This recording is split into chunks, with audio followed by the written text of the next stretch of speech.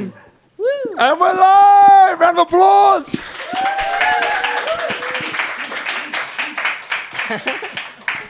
So everybody, welcome. If you're joining us on Instagram, YouTube, or Facebook Live, we're here at Tropical Nomad every Monday. It's called SpeakuP Monday. This is episode 393. And look, I love this guy, right? So Brian Kelly is his name. I'm going to get him to introduce himself in a minute. But tonight is all about this 9D breathwork experience. And, you know, for those of you watching last week would have seen Siam Lee, who's a student or an accomplished alumni of your courses and so on. But this is a little bit more serious. So with Siam, where we got to last week was this understanding that, you know, the world is in a tricky place right now. Let's put it nicely. And what we feel is really needed is for people to stand up and to talk and to speak their truth, right? So part of what Siam's work is as a hypnotherapist and what Brian does as a breathwork specialist is allowing us to see what these subconscious drivers are within all of us and clearing them at the same time. Why is that important? So if you imagine that as young kids, impressionable, the theta brainwave state, 0 to 5 or 6, whenever it is, that we're very impressionable to what's happening around us. And we carry these traumas, you know, which we'll talk about, into our adult life. The challenge is we don't realize that they're actually running our life. So you might see a big guy like me, perhaps, and you think he's an adult because he's got gray hairs on his beard. But is there really a 6-year-old running Rob? Right? This is the question. So this comes out in various ways. Now, if you're the leader of a country or a nation, those impacts can be felt by a lot of people, right? So the power of this kind of work, and this is why we've done it deliberately and specifically, is offering a solution to part of the challenge that the world is facing. I'm talking about mental health. I'm talking about the tsunami that people aren't really talking about that much. So tonight, as well as being fun, because we're fun people, it will be serious at times. It will be explorative at times. For those of you who are here, will be treated to a live demo, 9D breathwork experience. If you're not, you won't. But we'll give you details. Take a message in, and we'll give them access. Yeah, we'll give them access, right? So look, maybe to start us off, you know, let's start off with breathwork. So Brian, maybe introduce yourself first, how you came to breathwork, and the first question after that will be, what is breathwork and why is it important? Hello, my name is Brian Kelly. What is breathwork? How did I find it? That was the first question. Yeah, I was, you know, it's interesting. Sometimes we find the things at the perfect timing when we need them most. And when I discovered breathwork, I was a very classic burnt-out entrepreneur trying to find his way. I had just recently started a family. I had my first biological child. I was launching 2 companies at one time. I was stressed. I was anxious. I was burnt out. I was out of practice. I didn't have a modality. And the messed up part is I convinced myself that I was doing great. So I was full-on self-deception mode. But the reality was I was struggling on the inside. I just didn't want to admit it to myself. And so when I got invited to my first breathwork session, I went very open-minded because I had tried a little bit of breathwork on YouTube. I found some Wim Hof. It was powerful. But when I did the first breathwork session, it was like the ultimate reset in such a short period of time. And what blew my mind wasn't even how it made me feel. It was powerful for me. What really sold me on the power of it and the potential of it was there was a guy that was with us that was going through a really challenging time in his life. Like, serious shit. I can say shit on here, right? Yeah. Okay. You serious, just did. It's okay, man. Serious stuff. So he was the picture-perfect coach with all the accolades, and he had been certified in everything under the sun, all the holistic treatments and medicines, and he was the certified coach of everything. But he was in a dark night of his soul time of his life. And he had a lot of family members coming down with cancer at the same time, and he was running multiple businesses, relationship challenges. He was an insomniac. He was powering down Ambien one night a week, like sleeping drugs, just to be able to hit for his nervous system not to completely like spin out of control. And so he was going through a really challenging time. And so when we were in the session, it was 10 or 15 minutes in, the guy starts having what sounded like an exorcism right next to me. He was screaming, he was shouting, he was laughing, he was crying. I was having a powerful experience, but sitting next to this guy, my experience was nothing. But there was a part of me that I knew what he was going through. So I was just blasting him with love, and I was just waiting, like bated breath, waiting to figure out what was going on with him after. And we did a sharing circle. And the guy said, his name's Stian, still a good friend, what he said was, when it got to him, he said, all the things that I've ever done in my life, all the meditation retreats and all the plant medicines and the ayahuascas and the psychedelics, and that he had done everything under the sun. He had explored it all. He said, that was the most powerful 1 hour experience of my entire life. And he said, he was tears in his eyes as he was sharing this. And then the next day when we saw him, he went from pasty white pale skin, because that was the physical representation of how he's feeling on the inside, to fair skin overnight. It was almost like a miracle. And he said, last night was the first night in 6 months I slept all the way through the night without a single sleeping pill. And he slept 10 hours. And it was the breath work that gave him that ability to do that. And that was the like record skipping moment for me. And I didn't become a breath coach immediately, but I became insanely curious. Because if this guy could heal this much in such a short period of time, why isn't this everywhere? Yeah. Why isn't it in the hands of kids? Why aren't we prescribing it as medicine in clinics? Why are we pumping people full of pharmaceutical drugs instead? Why aren't people on the mountaintop screaming this at the top of their lungs? And then it wasn't that long after that I decided, if that's the world I want to live in, well, I just got to work on creating it myself, and that's exactly what I'm doing. So if someone asked you, right, so Brian, how would you define breath work? Maybe they've heard of Wim Hof, right? That guy made it kind of famous. How would you describe it? Yeah, breath work, to describe, is actually very simple.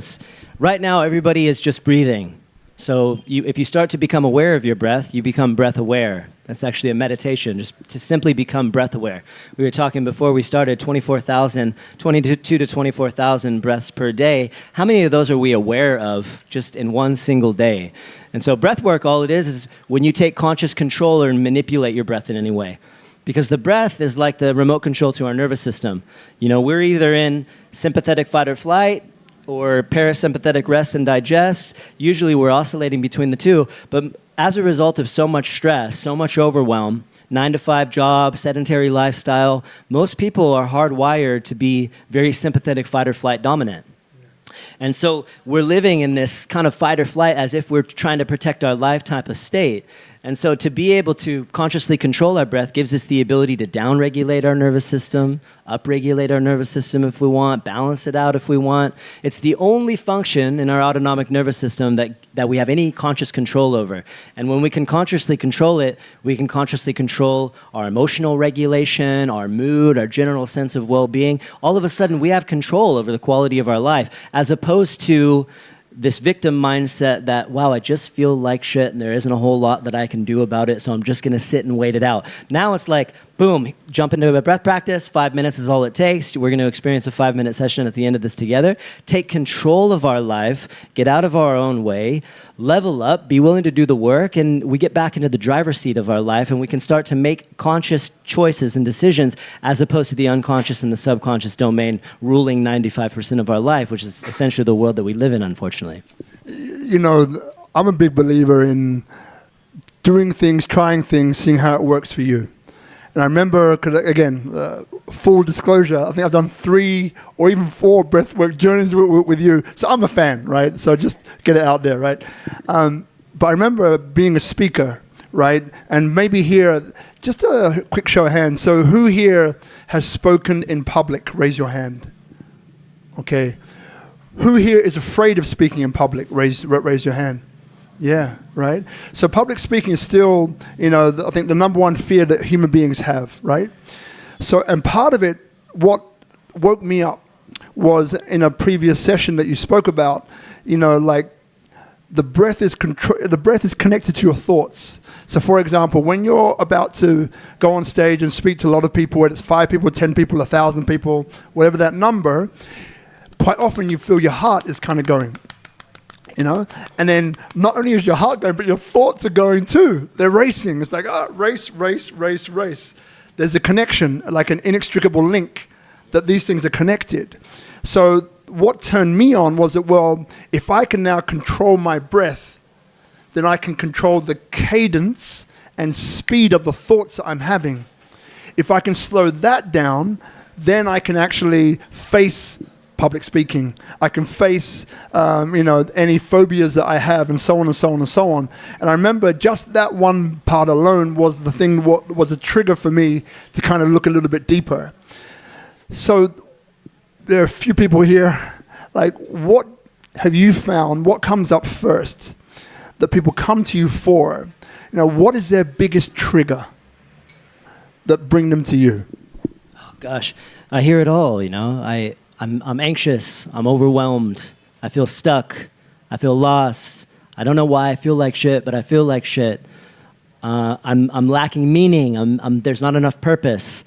I'm overly emotional and all over the place. It's a combination of, you know, a lot of the time people just don't quite understand. They can't quite put their finger on why the fact that they don't feel great. They just know that they don't feel great. This is the challenge with some psychotherapy approaches. It's like you try to talk to somebody about what they got going on, and you know, then they're trying to bring into words what they're feeling, and it's going through all the filters and all their beliefs, and they're trying to find the words to articulate what's going on. And the beauty about breath work is it just gets us out of the head and down into the body, and the body's insanely wise.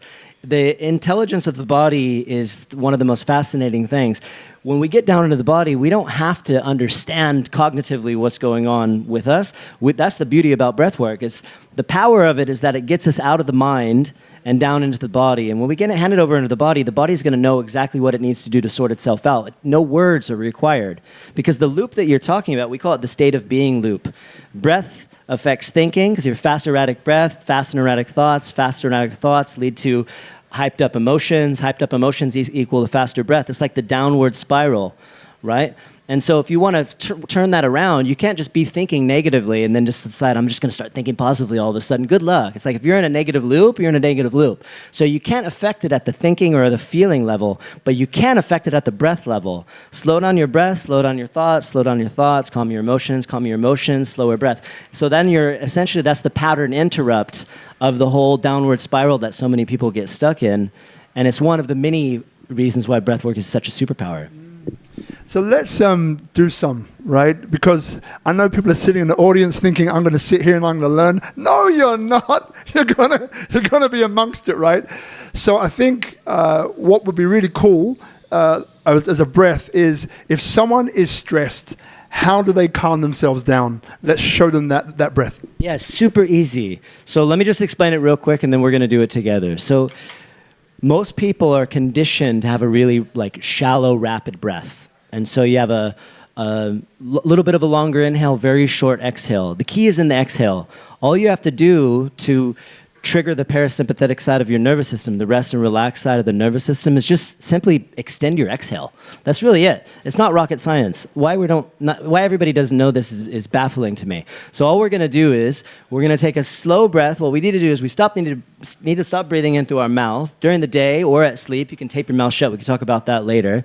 And we need to slow our breath down, breathe through our nose, extend the exhale nice and long. So we're going to do 5 seconds in, and we're going to blow out 10 seconds. And we're just going to do a couple rounds of that. And at the end of that exhale, you should already feel your nervous system just coming into a state of relax and tranquility. So everyone, just go ahead and close your eyes. We're going to do this together. On my count. On a second, brother Hadis, can we remove the tray from my brother's lap? Yeah, just so he can relax. Thank you very much. Yeah, thanks, Ayu. So go ahead and softly close your eyes. We're going to be on my count, in through the nose, nice and slow. You want to pull the breath in through the nose. You want to pull it down into your belly a little bit. And then we're going to, as you release, you're going to blow it out through your nose or pursed lips, either way. And you want to do it really slow for 10 seconds, all right? So everybody expel your current breath.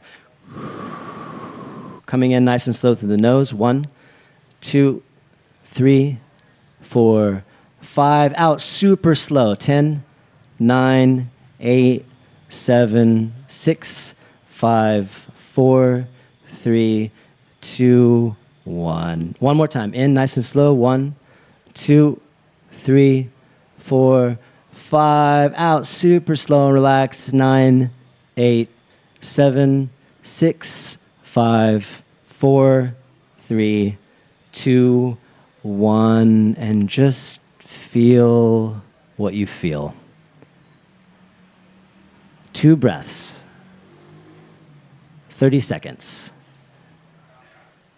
Calm, relaxed. In that moment, you're dilating your blood vessels, you're oxygenating your tissues, you're getting more blood flow to your brain, reducing brain fog, you're calming any patterns of anxiety, any overwhelm.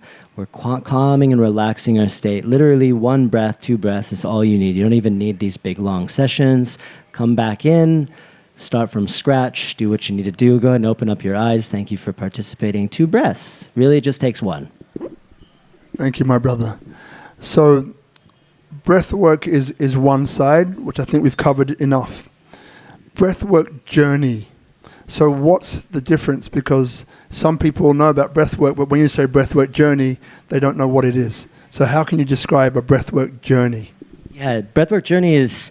it's somatic healing. So what is soma? Soma is our body.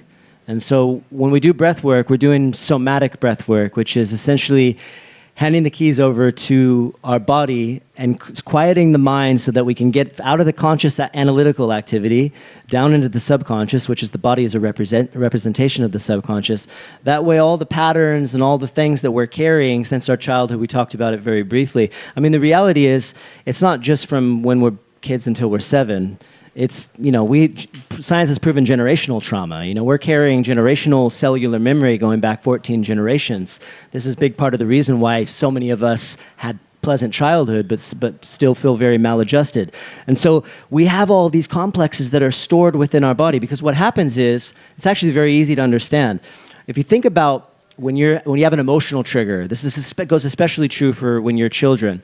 What do you usually do when you're upset or something upsets you or triggers you? Most people will lock up. They lock up their diaphragm and they hold their breath unconsciously. Essentially, what you're doing is you're locking that trapped emotion into your fascia and into your tissues, and it stays there, and it's like it grows claws and holds on. And so we have all of these complexes that are living throughout our core, in our diaphragm, all around in different parts of our body. And so how do we get into there to release it? You can't do it by talking about it. This is why, you come back to psychotherapy for a second. I don't mean to throw stones at psychotherapy. There's a lot of amazing uses, but you need to have a somatic element in order, because once you understand the problem, it's like, great, now I understand why I don't feel so shitty, but you're still carrying it in your body. You got to figure out a way to release it. So there's trauma release exercises, but the most powerful, fastest route, I like the fast route of things, is breath work. And so when you get into this conscious connected breathing, essentially what you're doing is you're slowing down the mind, you're slowing down the brain wave activity, you're temporarily constricting the blood flows that stops the blood flow to the brain by 40%. And so when you shut down the conscious analytical part of your brain, your ego, you're kicking it out. It's taking a back seat. And that's when the magic happens. Because when the ego takes a back seat, the body takes over. And once the body is activated, the body can do so much to release all of this stored up trauma. Doesn't come back as a memory for people. It comes back as a pattern of reactivity. So anytime we're reactive about anything, we're not responding to the present moment. That's just the trigger. We're reacting to something that happened from the past that we haven't reconciled, that's living in the body, that something triggered it out. So it registers in the body as tension. So all of a sudden, when you release the tension and you release, how does the body process trauma? Through sensation. So as you go through and you do all this breathing, you feel all these sensations. Sometimes it looks like an exorcism, someone's like letting go of some serious stuff. Sometimes it's just tingling and, it can feel very pleasant. But all of that energy, all of that tension, years, 14 generations worth, it can purge itself from the body so that when you come out of that experience, you feel like, wow, You feel like you've just done 10 years of therapy. This is one of the most common comments I get. It's like, that feels like 10 years of therapy, and I just did it in an hour, and I didn't have to say anything. I didn't have to say a single word. And so you look around at the world today, and it's pretty jacked up. The reason why it's so jacked up is actually very simple. It's like you have 8 billion people plus, I don't know what the actual number is these days, but 8 billion people plus walking around traumatized, don't know it. Because it doesn't matter if you had a big T trauma, something you would classify as like a big accident or war or sexual trauma or abuse. You know, a lot of people have those, it's unfortunate. But what about all the little T trauma? This is why trauma is so pervasive. Most people don't understand it. What about all the times as a kid when you were rejected, or you were shamed, or you were abandoned, or you were belittled, or you were made to feel less than, or you were disconnected from yourself? There's a wisdom of trauma. Because when all those things are happening, when we're being shamed as kids, we disconnect from ourselves to save ourselves from the emotional pain. So there's a beauty in it. It saved us in that moment, but it registered in the body, so we have to deal with it later. That's the dichotomy. There's always going to be trauma. Everybody is it informs all of our patterns of human behavior. It's all informed by our traumatic experiences from our past and intergenerationally. So I had a very blessed and charmed childhood. I think I talked about it on the last podcast.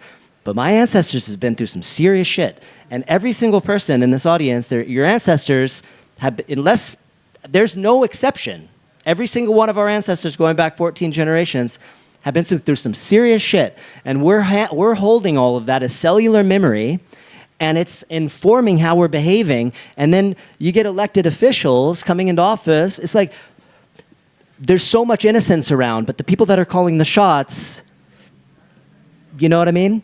And they're the ones that are the most traumatized, and we have to suffer the burden from it. You know what I mean? So until we figure out a way to love ourselves more for just being human, that's the first step. We're all, you know, we can feel broken. No one here is, no one's ever broken. You can feel broken. You can feel off-center. You could feel like there's some stuff going on, but the reality is, this is something I talked about on a podcast recently. Once we can go from this place of asking, what's wrong with us? What's wrong with me? What's wrong with this person that's doing all these things to upset me? To what happened to us? All of a sudden now we're coming to a place of compassionate inquiry. It's like we're loving ourselves through the feeling of the murkiness. We're loving each other. What happened to this person that's upsetting me so deeply? I'm so triggered. I wonder what happened to them when they were kids. Wow, there must be a story there. So I want everybody to just think about, who's your nemesis? Like, who's the person in your life that upsets you the most? Everybody's got one. I got one. I got a few. Right? And then instead of thinking, what is so wrong with this person? Shift it a little bit. What happened to this person, I wonder, that informed their behavior, and then what happened to me from when I was a child that caused their behavior to upset me so much? Now we're talking about extremely high level of consciousness going into, it's going to reduce so much conflict, it's going to reduce so much war, so much bloodshed. It just it takes the willingness to step up to the plate and be willing to do the hard work, and breathwork is the hard work. So you can see now why I love this man. So, you know, just to catch up. So we've discussed, you know, what breathwork is. And then what we've done is that we've then moved to breathwork journey to explain a little bit about what that is and why it's powerful and why it's important. And then when I started the show, what I was saying was that, because again, last week I let it go. I'm very clear about what my mission is. It's always been about uniting people across divides and ideologies and so on. It's what I love to do, it's what I'm born to do, and so on. So this work, there are different modalities, but this is one of those that I find extremely powerful. But as you mentioned, it takes work. So what I would love you to tell everyone, 'cause I think it's incredibly important, are the two developments that you are working on. One is obviously coming up in Dubai, and the other one is our kids. Okay. So I'm at this point, I feel like the most important thing to me is impact at scale. You know, it's like, I love guiding local journeys, but ultimately I've gotten to the point where I'm blessed enough to be able to have the opportunity to really get this out there in a really major way. So we're translating on my journeys into different languages. They're going into Spanish, Arabic, French, German right now. But I have 3 pillars of impact that I'm really focusing the majority of my energy on. Number 1 is for the kids. Because if we want to impact future generations, the problem with most humans on the planet today is we don't spend enough time thinking about future generations. We're very caught up in our own generation, our own life. And this is the natives, back the indigenous, I was listening to a podcast today. They said that the indigenous Native Americans, when they get together to make a decision, they make the decision based on how it's going to affect 7 generations into the future. And most of us aren't thinking about the next generation, unfortunately. Some are, maybe some of us in Bali that are a little bit more spiritually developed or whatever the case might be, but most people aren't. And so the getting into the kids is the way, because right now there's an epidemic that's happening on the planet today, and not enough people are talking about it. And it's the mental health epidemic, and it's taking lives left, front, and center every single day. The amount of veterans that are taking their lives in the United States is repelling, it's repulsive. The amount of children that are taking their lives because of anxiety and depression is repulsive. It's like teenage suicide's up 400% or something like that since COVID. And kids are feeling lost, alone, lonely. They say, one of the beautiful quotes on trauma, Dr. Peter Levine, he says, children aren't traumatized because of what happened to them, because of what the pain they've experienced. They're traumatized because they're alone with their pain. It's the aloneness and the pain that causes the trauma. You can have a traumatic event happen. You can get into an accident, and if you have your closest friends there to soothe you right after, the trauma doesn't go nearly as deep. It's called being the empathic witness. We're co-regulating each other right now. Your nervous system and my nervous system are communicating, and we're like, oh, this is great. We feel safe. Right, that's the beauty about our friendship. We can just feel super safe amongst each other. This is what we need to be able to get into the hands of kids. So we're actually launching a pilot program in a school that I'm not allowed to share all the details just yet, but it's in a Western school district. We have the school board involved in it. We got the parents involved in it. We got the kids involved in it, 6th, 7th, and 8th graders. We're running a pilot test. It's starting in November. We have 5 breathwork experiences, 5 to 20 minutes long, 1 for anger management, 1 for anxiety, 1 for morning activation. What we're doing it as like a full-blown survey so that we can turn it into a pilot to get it into schools internationally very quickly. We'll turn key into the entire region. We already have people lining up for it because we're giving them no friction of resistance. Here's the equipment, here's the sessions, we'll do everything for free. Let's just get it in the hands of the kids and make an impact. There's no reason why you shouldn't do this, because right now the teachers and the administrations are struggling big time. The kids are stressed, they're overwhelmed, they're anxious, depressed, the performance in school is down, so that's making them look bad. So it's only upside potential. And so we're aiming to improve their focus, their concentration, their anxiety levels, their depression levels, and their performance in school. And there's one other pillar, I can't remember what it is. And so we're doing surveys for the parents, for the children, and for the teachers before, during, and after. And that survey data will be our pilot that then will turn key into all the other schools. That's what we're doing for the kids. And for the adults, Dubai.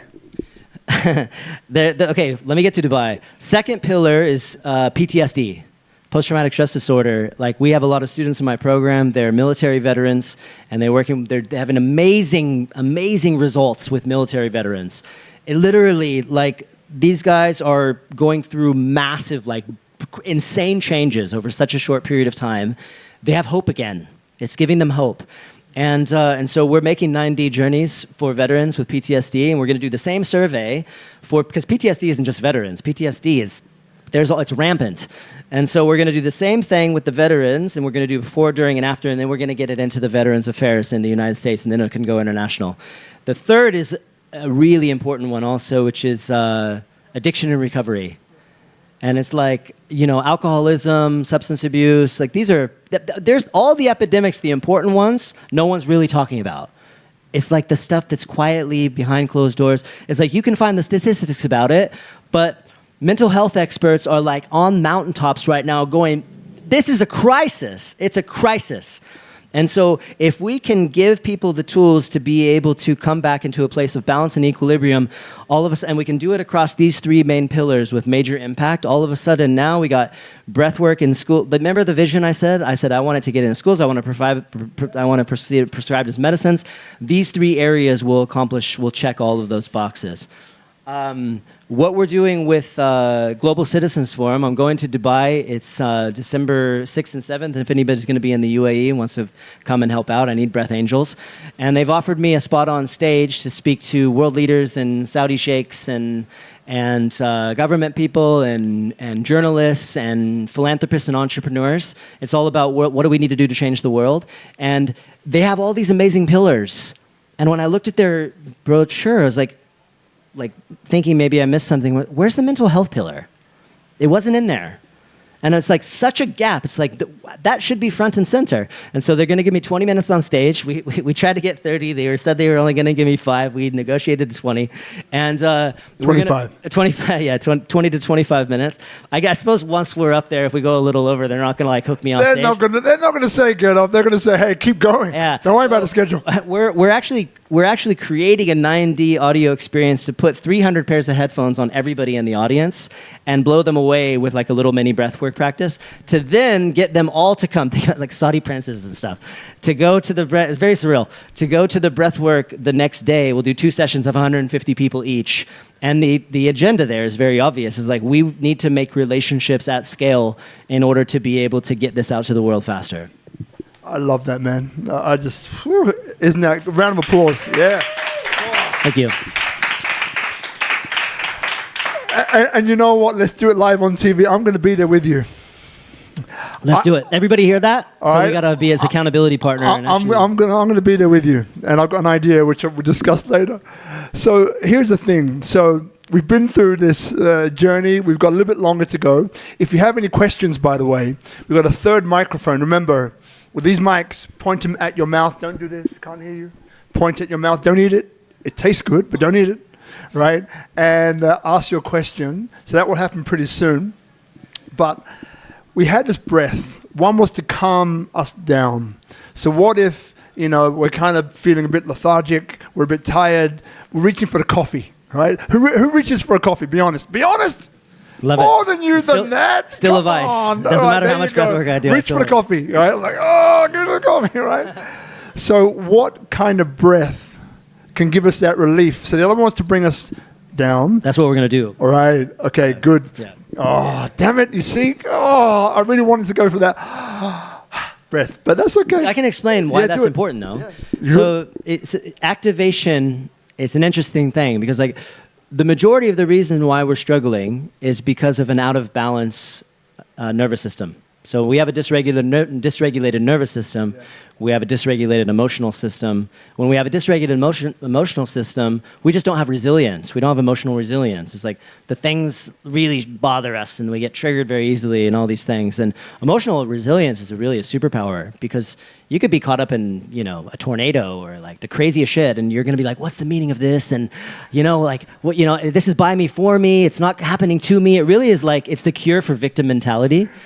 Because it's like when you can be at that level, and I'm not perfect, I'm not there all the time, but I'm there a lot more than what I used to be.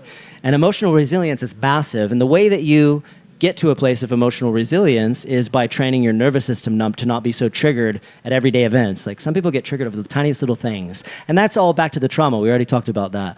And so sometimes what the nervous system needs more than anything is just a nice little, I got to do it in my...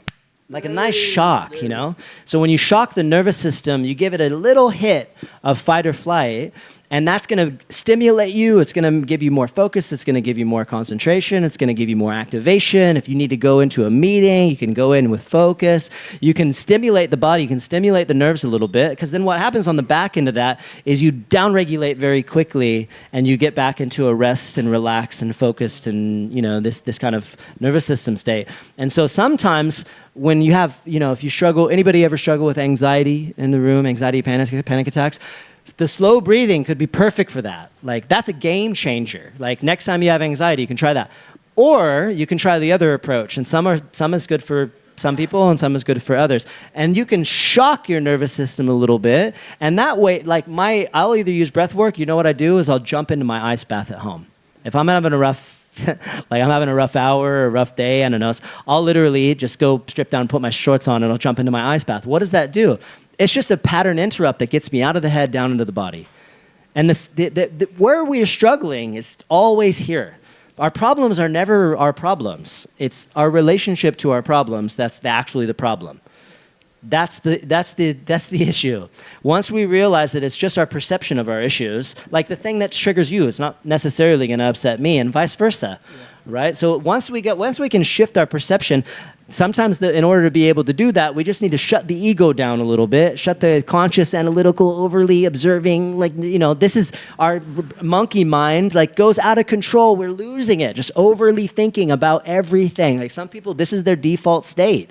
Anybody have an overactive mind as your default state? No judgment, it's all good. But now the cool part about breathwork is you got tools.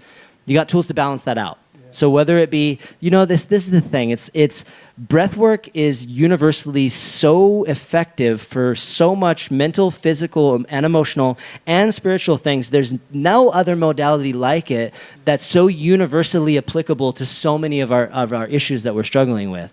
And so sometimes a nice little shock is exactly what we need. Love it. So what we're going to do, Sister Ayu, are you here? Yeah. You see, you read my mind like a book which you've read. So what we're going to do is we're going to get this third mic out there for about 10, 15 minutes, and then some questions. And then what we'll do after that is that we'll go and do this special breathwork session. We'll close this and we'll do this special breathwork session. So Ayu, the first question is my brother over here, right? And have a question, remember, raise your hand. Yeah. Ooh, 90 facilitator. Okay, got it. What does 9D stand for? Great question. 9D is 9 dimensions. So it's not like a fluffy, 3D wasn't quite as powerful enough. I just needed to add 6 more, and then that way it would seem more cool.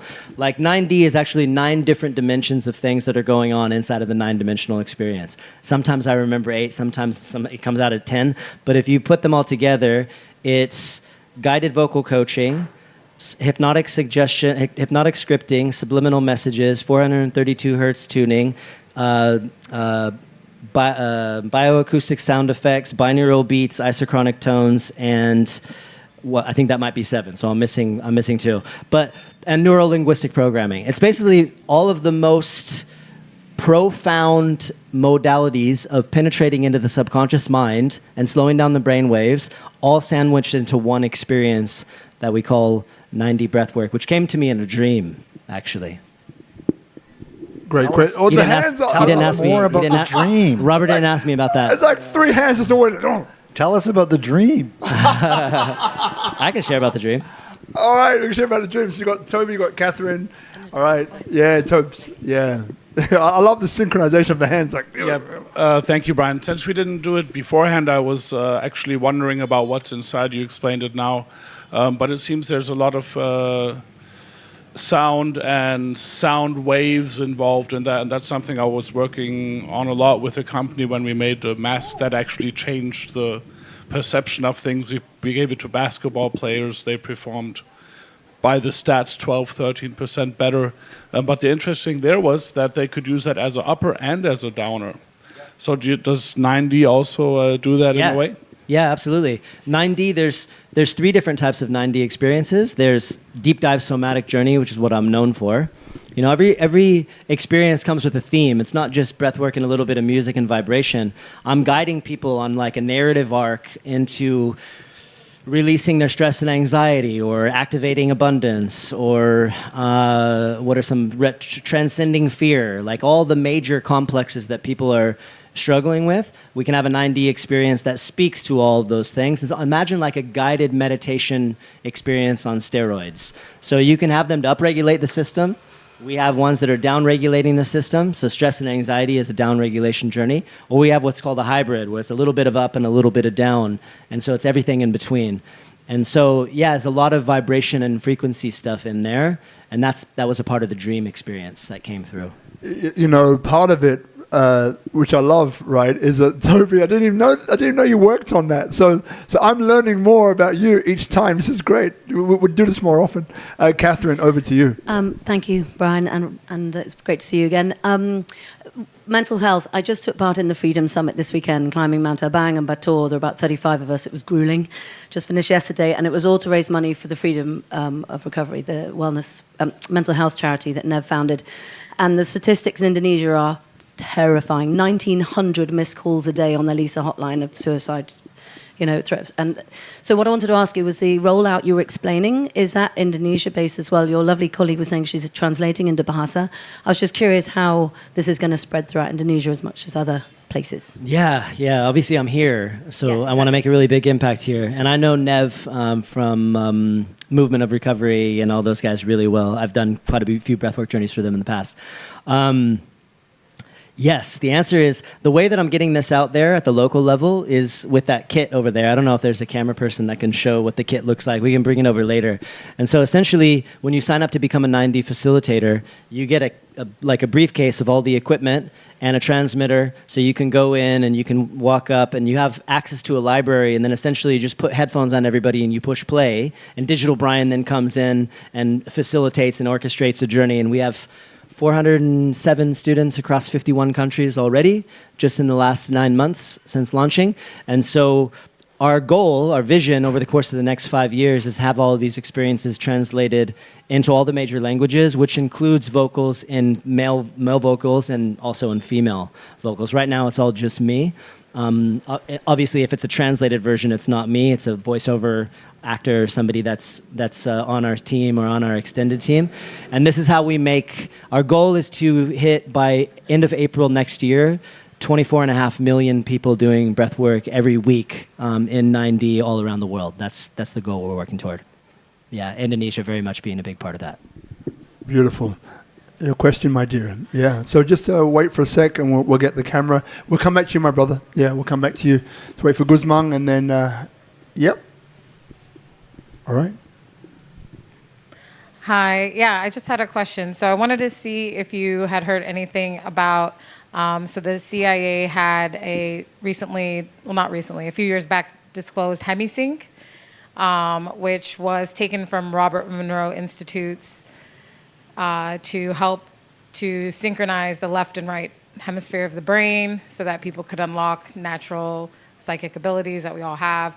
So I just wanted to see if you knew about that, and if you don't, then maybe that could make it 10D, and you can incorporate some of that into there. I love French stuff. I've never heard about that, but there's this new frontier of health and wellness that's happening. Breathwork is a part of that. There's there's many other things. Toby could probably tell you. Like there's light therapy technology that I worked with a guy who does light therapy. Mandala is like shooting different mandalas into your eyes where your eyes are closed, like that have all of these effects on all of your energy systems, left and right hemisphere of the brain. And I guided a mandala light therapy breathwork somatic journey going down the Nile. We were just talking about it in Egypt. Late last year, and it was insane. It's a little bit too much. It's like breathwork is powerful on its own. You don't really need to stack a lot of other things into there, especially with 9D. It already does so much. But I love that we're on this. There's so much out there that's coming to light right now that's so incredibly effective, but it's suppressed because it's not in the best interests of big pharma and people that just want to keep us medicated. There's no money in the cure, unfortunately. But because of grassroots and social media, some of these things, they have the ability to get traction, and that's essentially we just have to do it on our own. And so that's why it's so important to just, when the opportunity is there, you just go for it. So I'm just kind of saying yes to everything right now. Just go for it. Great question. Thank you very much. So another one over here. So we'll bring the mic to you. While we're taking the mic there, a few things. 2 questions, 1 and 2. So the nose, right? So people, you mentioned earlier on, and this might shock some people, about the difference of breathing through your nose and breathing through your mouth. So if you could quickly go over that, and then we'll have the question after. Yeah, it's super simple. It's like when we breathe through our mouth, we're bypassing all the good stuff. Nitric oxide is created in our body when we breathe through our nose. When we breathe through our mouth, that's not created. Nitric oxide is a natural vasodilator. So what's the leading cause of death in the planet right now? It has nothing to do with COVID. It's cardiovascular related health issues. It's number one. It's literally at the top. And so when we get this nitric oxide, when we breathe through our nose, that is a natural vasodilator. It triggers safety in the body when you breathe through the nose. When you breathe through the mouth, it's activating the fight or flight. It's like that's how we're breathing when we're trying to save our life. And so when you breathe into your nose, you slow your breath down, you're getting all that nitric oxide. It's released into the blood, and then the blood delivers it to the tissues, the organs, the brain, and that's allowing us to have this amazing, that's much better cardiovascular related health. So it's literally just a matter of, and if you hum, it releases 15 times more nitric oxide into the system. All right, so I'm going to give you guys a quick hack. You want one? Yep. It's called 5-15 hum. It's very simple. What you're going to do is you're going to breathe in with me for 5, and then on the exhale, you're just going to 15 times more nitric oxide, okay? Very simple. Ready? 1, 2, 3, exhale. In, 1, 2, 3, 4, 5, and hum.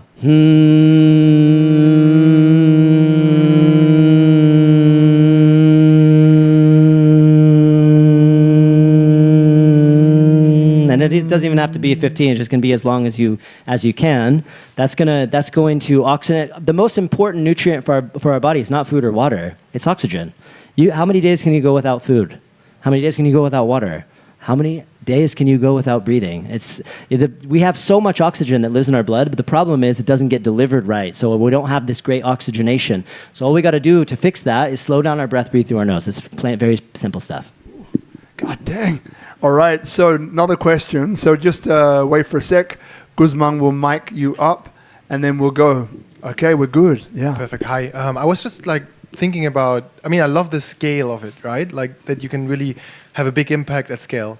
I was just wondering also, because it reminded me a little bit of AI taking over the world and ChatGPT, and a little bit like losing the touch of the human experience in a journey. So I was wondering, what's the role of the facilitator when he just puts on headphones how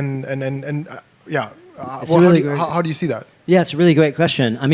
The role of the facilitator when they're live in the room, because journeys can be hosted online, or they can be, the beauty about breathwork now in this post-COVID world is you got a lot of people practicing breathwork in Zoom calls, so that gives us the ability for geographical access to not be an issue. So everybody can have access no matter where they are in the world as long as they have internet.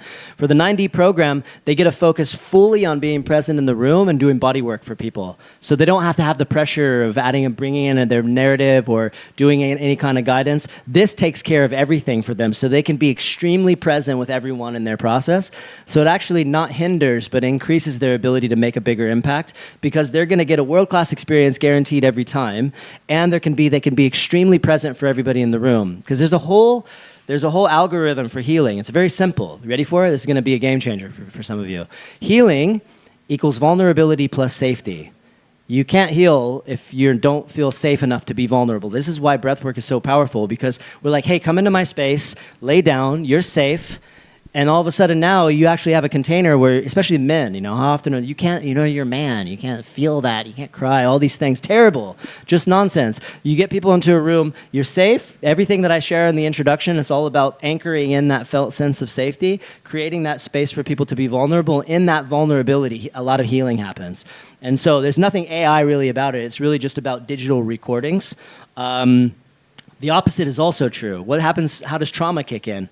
Trauma happens when we are vulnerable but not safe. So think about it. Like, where does childhood trauma come from?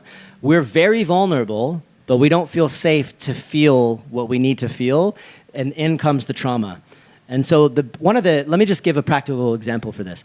I got into a phone call one time. Sherry, one of my very first students inside of my Breath Masters program, when I was first taking sales calls, she jumped on and she said, beautiful soul. She's 67 years old. And she said, massive beaming light, And she's like, Brian, before we talk about your program, I just have to tell you about what happened in your breathwork journey. Mind you, I wasn't there. I wasn't holding space. It was her by herself in her room with a pair of headphones. This was right when 9D first came out. And she said, I went through your journey. She said, it all started when I was a kid. She said, when I was 7 years old, I was kidnapped by knife point, held hostage, brought into a room with a door with many locks, and made to do terrible things. So God only knows. You can do the math on what that might be for a 7-year-old little girl. And she said, my whole life I carried around this trauma. She said, I barricaded my bedroom door closed every day from when I was a child. I was so terrified that that guy was going to come back and the same thing was going to happen to me. I tried everything. I tried all the therapies. I tried everything under the sun. Nothing ever worked. Worked for a couple of days and then went out the window. I did your 9D breathwork journey. In the forgiveness part, she said, I saw my kidnapper come into the experience. I could see him, and he was in this ball of light, and I could feel in this moment, not only did I forgive him for what he did to me, but I loved him. I was like, you gotta be shitting me. It was, what are you, I wasn't there to hold space for that. She said, now it's after it. She said, I haven't barricaded my bedroom door closed ever since, not one day. And now I want to quit my job I've been doing for 40 years, and I want to help traumatized women get over their sexual trauma from, whatever in their life. I wasn't there. So there is just, what that did for me was, if she can get through that, that's like the highest level of big T trauma. It doesn't really get much bigger than that. If she can get through that, then everybody can get through anything. And that was when it became, it's all mission for me from that point forward. If I can do that for that woman, and I just showed her the door. Like breathwork, a normal breathwork session probably would have also been very powerful for her. What we're doing is just doing everything we can to make it as effective as we can and trying to keep it in super integrity. So it has, as far as like AI and all these developments, it's completely different. I'm a little bit scared shitless of where that is headed, to be honest. And hopefully what we're doing with breathwork will hedge against a lot of that. So that's great question. So while we pass the mic on, there's something that I want to share quickly. And it's like this, right? So we've had quite a few AI panels on this, a few AI experts here in Bali and beyond. So one of the most important aspects of this is, we speak about bias, right? So subjective bias, this sort of bias, that sort of bias. So for those of you who know aspects of AI, generative AI, is bias, right? ChatGPT is biased for different reasons to different extents. What all of this is about, and the beauty of it is that, and again, you're dealing with world leaders, right? But it's also those who create technologies like AI and so on. So imagine if, the person coding the original code is clear. Their vessel is clear. Then it's a different kind of bias that comes in to a person whose vessel is not clear, for whichever reason, no judgment, right? But if you have someone it's like this. If I have fear within me that dominates me, the chances are I'm going to have fear without me, outside of me as well. Because I am what I attract. I attract what I am. If I have love inside of me, then that's what I beam out. That's what I attract back in. So with these, again, we're talking about breathwork 9D, right? Whoever it is has the opportunity to clean their vessel. So if you can get to a point where this lady was then filled with love, then imagine how that impacts other people in her life. So this is, for me... That's the ripple effect. That's a ripple effect. And that is the crucial element of all of the conversations that we have tonight. It's, again, there's a poem by... anyone remember a poet called Rumi? Oh, yes, of course. Yeah, there you go. So I'll paraphrase it, but it's something like, when I thought I was smart, right? I wanted to change the world. When I became wise, I wanted to change myself. Again, I didn't get it entirely correct, but you got the whole essence of it, right? When I had the ego, I want to change the world. And I'm that guy, right? In my family tree, Martin Luther King, Malcolm X, Marcus Garvey, the old Jamaican Maroons, is driving me something furious now. It's a whole story for another day. But when you really get to the key aspect of it, it's not about you wanting to change the world. It's about empowering others to change themselves. And the world changes as a result. We're at war within ourselves first. This is the thing. It's like one of my favorite Rumi quotes that I drop in my journeys is, why stay in the cage when the door has always been open? And it's like the door, the cage is, the prison is the mind, and we got the key, we can walk out at any time. And that essentially is just us coming back to a place of wholeness, connection to ourselves. And when we all do that, that is what changes. We can't focus on needing to change there is no out there. All we can do is focus on in here. And so we go from a place of feeling helpless to external events to extremely empowered that I have the ability to every day wake up and work on me and do what I can to make an impact. It's not saying don't work and make relationships and all these. You can do all of those things. But unless you're right here, right with God, right with yourself, like really good, like pure, clean, back to yourself, whole and complete. We're all whole. We've just been convinced that we're broken. And coming back to that place, holotropic breathwork is coming back into a state of wholeness. And when we can all at scale come back to a place of wholeness within ourselves, that's the answer. Great question. Sister. Yeah. Hello. Thank you for all of the beautiful explanations about the breath. I'm a big fan. I'm into music and sound. And I do a lot of work with breathwork facilitators. And a big thing that they all were saying is about safety. It's about safety during breathwork sessions. And I know that you said that it's vulnerability and feeling safe that can heal us. So how do you see that people can have breathwork sessions without facilitations and feel safe, or in the events if they're in a space when they become vulnerable but the environment is not safe and you as a facilitator not there, how to go around creating more trauma because we become very vulnerable during breathwork? Yeah, it's a super fair question. I mean, I deal with this in my school every day. I've had the privilege to train and certify nearly 2,000 students around the world into my Breath Masters program.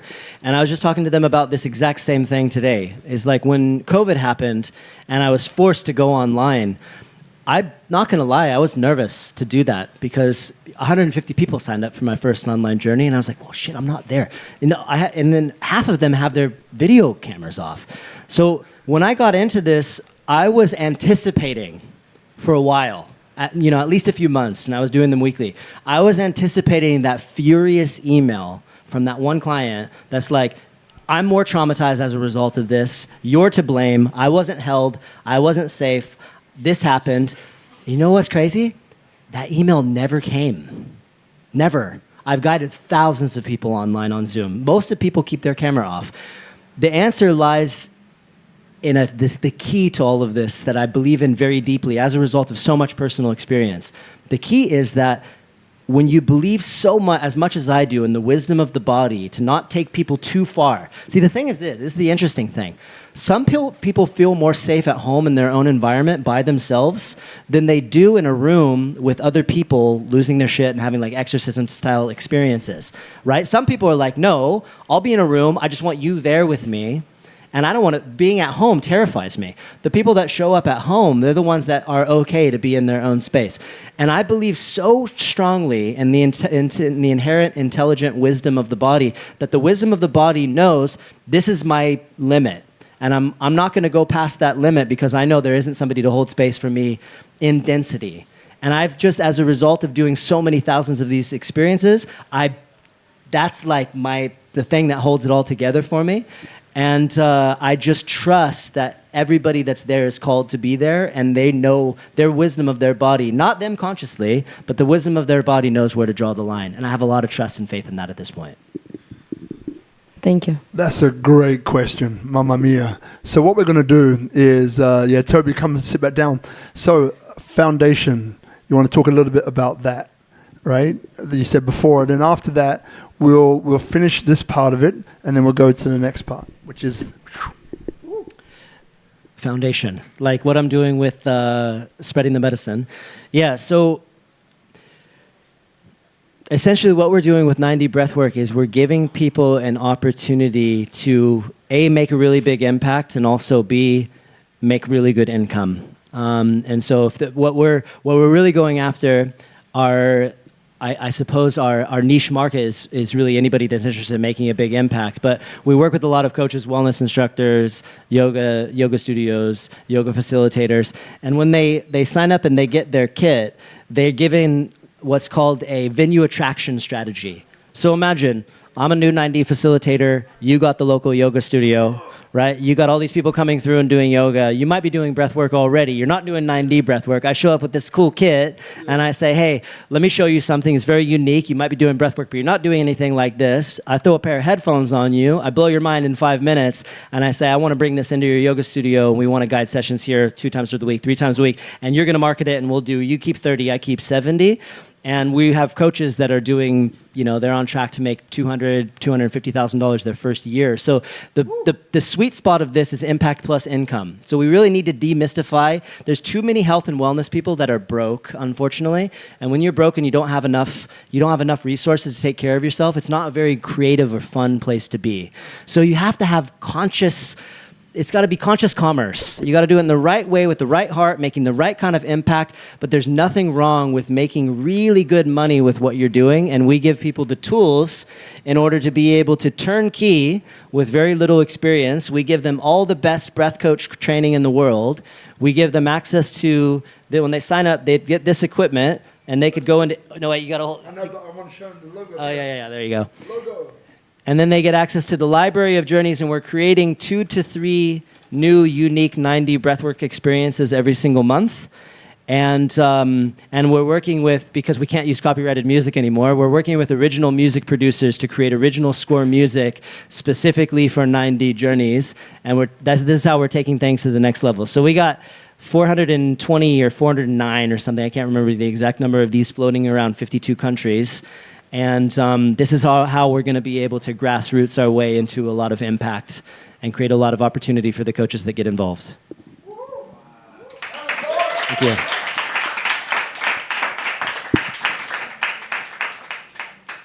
All right. Selfish plug, but not so selfish. Don't you love it when you just do what you want? It's great. All right. So just want to firstly ask you one thing. So as a closing... and it could be reiterating something, right, that you said already, or it could be something, a fresh download that you want to leave people with, right? You got about 2 minutes to think about what that is. Let it come, brother. Let it come. Now, for the rest of you, so those of you who are here are about to be treated to a 9D experience, immersive, in person, which is really super cool, right? Those cool headphones that you just saw. We've got about 40 people here, whatever the number is. It's going to be great. For those of you who are not here, sucked in, bad luck. No, I'm joking. It's so bad. They came from Lombok. Why couldn't you be here? All right, so for those of you not here, so we'll put out a link to which you can also download and I guess have access to it, right? Yeah. Beautiful. So we'll share you a link so you can get some of that as well. But for those of you here, in about 2 or 3 minutes, we're going to close this particular live. Then after that, maybe go to the toilet, freshen up, and then we're going to get the headphones to you. It will be 2 aspects to it. It'll be about 14, 15 minutes in total. I'll get Brian to explain what's going to happen. I'll get you to explain that after as well so you can tease the guys at home. I wish I was there, damn it. I wish I was there. I'm so upset. So for everybody else here, thank you for taking the time out, for coming, for being part of this as you are every week. Next week is episode number 394. And I'll let you know what that is some other time, but just it's really cool. Thank you to Tropical Nomad, technical partners, best friends. Itchy's somewhere else, but our people on the ground who are here every week who do the real work. We have Sister Ayu, Brother Guzman, and Brother Hadis. Round of applause for these beautiful, beautiful humans. Yeah. Yeah. And I just made it's been number 2. Loved it as much as number 1. It's just awesome. I really appreciate the level at which you operate. I think that is inspiring alone that you want to operate at scale. To me, that's the absolute key. And I'm coming to Dubai. I'm gonna be the guy introing you. That's what's gonna happen. Boom. Right. So my brother, explain for the ones who are not here, maybe at the end, what this 14-minute session is going to be. But before you do that, if there's something that you want to reiterate or something that's coming through, please let them know. Okay. I'm trying to come up with something fresh that I haven't said on recent podcasts and just be in the moment. So what I want everybody to do is just take a moment. You don't have to close your eyes and just reflect on the thing in your life that's challenging you the most. Could be this season of your life, could be previous seasons, could be a lifelong struggle, could be based on some traumatic childhood thing or some relationship thing. Whatever it is, the biggest struggle that you have.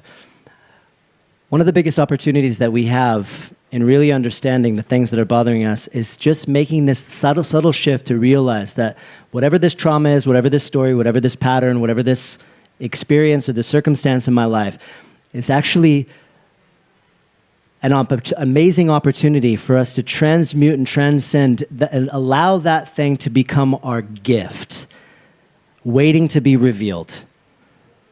Because that's essentially what every single one of the challenges that is there in our life. Our deepest trauma is actually our greatest gift, just waiting to be revealed. Because when you have the trauma, and then you go through this wheel where you have transmutation and transcendence. And so that thing that's your greatest struggle is your superpower in disguise. And so the willingness to be able to do the work, all the growth, all the change, all the transformation doesn't happen when we're sitting at home on the couch on the internet. It happens when we're willing to put ourselves in the pressure cooker, lean in and do the serious work. That's what breathwork is all about. Transmutation, let us all walk away from this room with a new perception of our deepest struggle as the greatest gift that's just waiting to be revealed, that we have the power to take into our control and to manifest. And when we manifest that into our life, we manifest magic. We manifest better health, better well-being, better mental and emotional processes, healthier relationships in our life. This is the key, and it's all right here. It's all in our breath. And I want everybody to walk away knowing that you have a new set of tools today that are going to give you the ability to access that so it doesn't feel like woo-woo fluffy something in the sky, but something that you can do, and we're about to do it right now.